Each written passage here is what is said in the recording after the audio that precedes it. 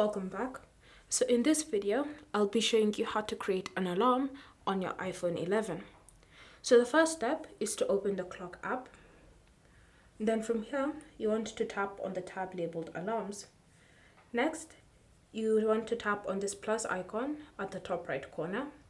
Then from here, you can now start creating your alarm.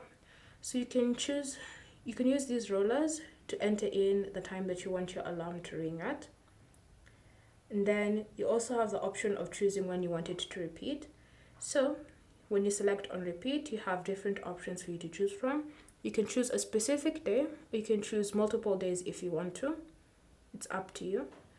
And then once you finish with that, you can just tap on the back button. Then you can choose to add a label to the alarm so that if you have multiple alarms, it's easy to distinguish each alarm from the other. Then you can also choose to change the sound and have snooze enabled or disabled. It's up to you. So once you're finished with the customization of your alarm, you want to tap on save, and then the alarm will be added onto your list. Thank you for watching. If you have any questions or comments, leave them down below and we'll get back to you.